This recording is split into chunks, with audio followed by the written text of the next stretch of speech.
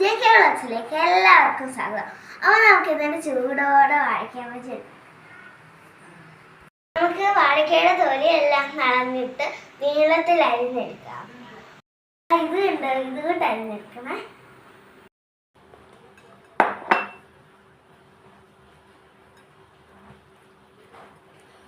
നമുക്ക് ഇതിൻ്റെ അകത്ത് കുറച്ച് മുളക് പൊടി ഇടാം.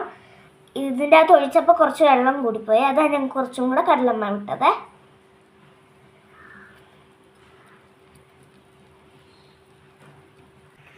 അപ്പം നമ്മുടെ വാഴയ്ക്ക ബജിക്കാത്ത മസാലകൾ കടലമാവ്, ഉപ്പ്, ഇഞ്ചി വെളുത്തുള്ളി പേസ്റ്റ്, മുളക് പൊടി എന്നിവ ഇട്ടിട്ട് ഇളക്കാം. പാൻ വെച്ചിട്ട് നമ്മൾ എണ്ണ ഒഴിച്ചിട്ടുണ്ട്. ഇനി ഇത് കുറച്ചുകൂടാകുമ്പോഴത്തേക്ക് നമുക്ക് വാഴയ്ക്ക ഇട്ട് കൊടുക്കാം. അപ്പം പാനിൻ്റെ അകത്ത് എണ്ണ ഒഴിച്ചത് ചൂടായിട്ടുണ്ട്. ഇനി നമുക്ക് വാഴയ്ക്ക മസാലയ്ക്കകത്ത് മുക്കിയിട്ട് അതിൻ്റെ അകത്തോട്ട് ഇടാം.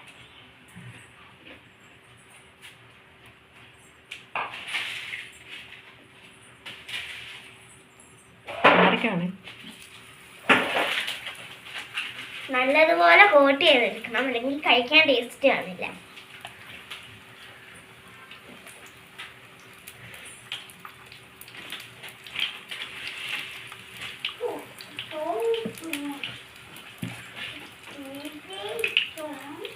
നമുക്ക് ഒരു സൈഡ് മൂക്കുമ്പോഴത്തേക്ക് തിരിച്ചിടാവേ. അപ്പം രണ്ട് സൈഡും വെന്തിട്ടുണ്ട്. ഇനി നമുക്ക് പാത്രത്തിലേക്ക് മാറ്റാം. എന്താ വാഴയ്ക്ക ബജി റെഡി ആയിട്ടുണ്ട്. നമുക്ക് ടേസ്റ്റ് ചെയ്യാവേ.